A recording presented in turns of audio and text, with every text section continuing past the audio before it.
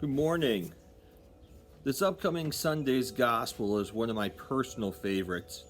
It's the story of the two disciples on their way back home after Jesus' death to the road to Emmaus.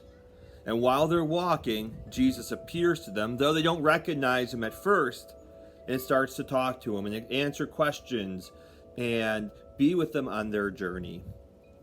And I love at the beginning of the passage in Luke's gospel, it talks about how Jesus himself drew near and walked with them, but their eyes were prevented from seeing and recognizing him for who he really was. In some ways, again, this seems to be where we're at right now. We have these questions, we have these doubts. And even these two disciples had heard that Jesus had appeared to some of the other disciples, but they questioned, they had doubts. They didn't believe either at that point. And yet Jesus still walks with them and journeys with them and begins to explain the scriptures to them.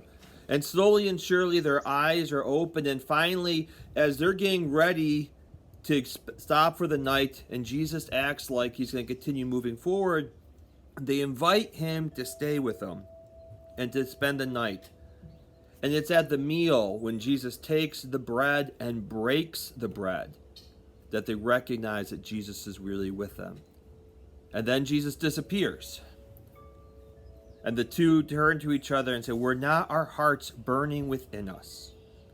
And it's an interesting, when you look at their hearts, I think it kind of gives an interesting insight. Beforehand, they were longing. There was this longing for Jesus. There was this uncertainty in their hearts.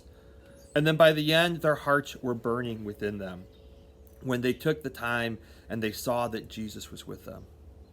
This weekend, as we spend it with our families, I encourage you to take some time, ask Jesus, invite him to be on this journey with you.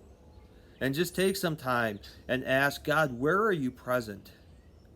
And see if he can maybe turn the longing of our hearts into a burning of our hearts with the excitement and realization that we are always in the holy presence of God. Live Jesus in our hearts forever.